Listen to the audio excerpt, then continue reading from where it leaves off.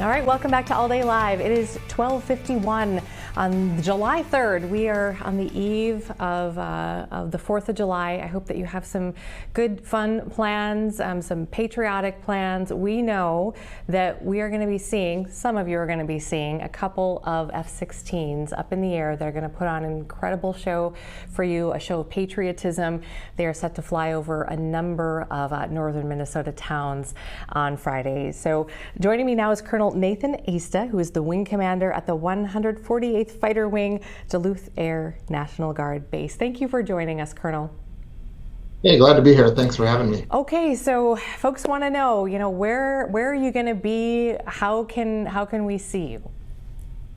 Yeah, so we actually have two different formations of two F-16s each that'll be flying over northern Minnesota, and then another two aircraft that are going over Wisconsin and northern Michigan, primarily in the areas that we do our training day to day.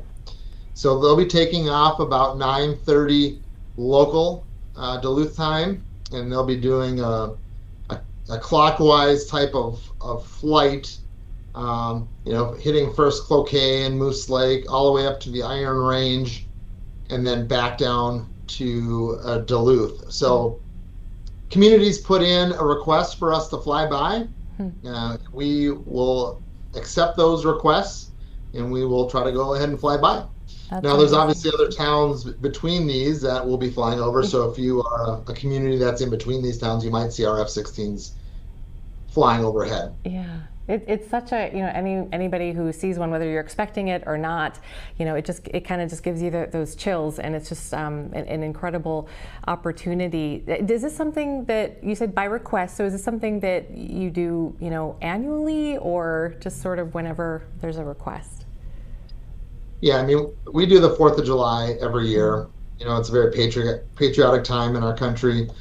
And so we try to give back to our community by giving them those flyovers. In northern Minnesota and in Minnesota in general, we have a very supportive community of our Air National Guard members. There's over 1,000 of us here that come to work, and we want to give back to those communities that support us. So we'll fly by, and hopefully that sparks the interest, gets people excited about the 4th, and the kids that are looking up might get excited about aviation. Hopefully, maybe they'll join us someday. Yeah, no kidding. About how many hours do you know off the top of your head have you spent in one of those F-16s? Yeah, I've been flying the F-16 for 25 years. Wow.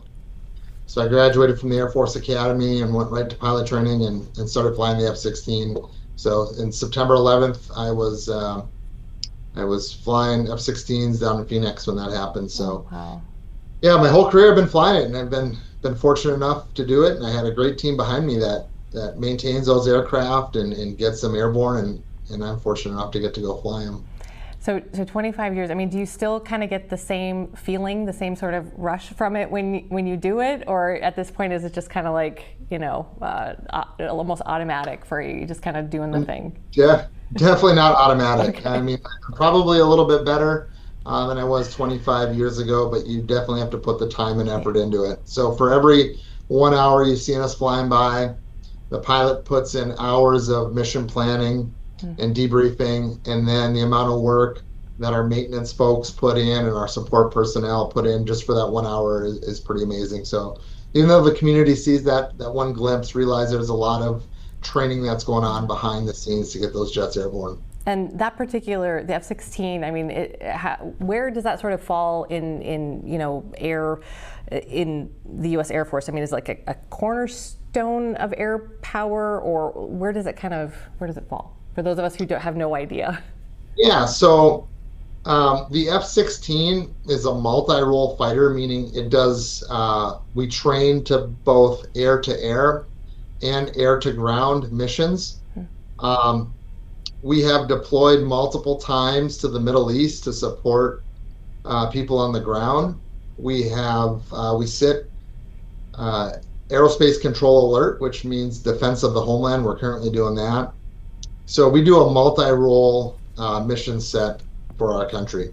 The F-16 is probably the largest number of fighters that the Air Force has. Now that's starting to transition as we get more advanced aircraft, the F-35. Yeah. The Air National Guard is a part of the reserve component of the United States Air Force. So the difference is every day we are subservient to the governor of the state of Minnesota. He's our commander in chief, and we are here to support our state.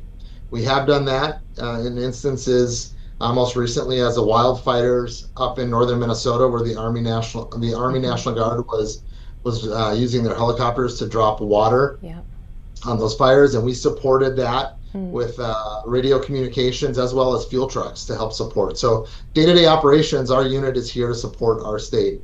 And then we're also here when we get activated federally to deploy to the Middle East or into the Pacific region, which we just did last year, where we went and did a standard rotation to the Pacific.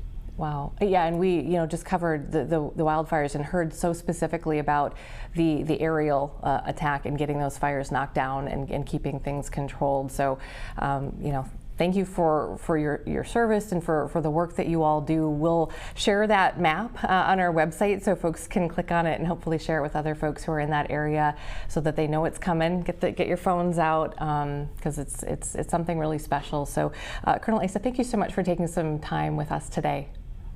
Yeah, I really appreciate it. And again, there's over 1,000 of us up here. So when you see those two F-16s, there's a big team behind putting up those aircraft. So we just want to thank our community for the support. We want to thank our employers that allow us to come and do this on the drill weekends and when we have to deploy. So just thank you. And hopefully this is just a little sign of us giving back. Yeah, absolutely. Thank you, sir. Have a great 4th of July. Yeah, thank you. Have a great one yourself. yourself. Thanks.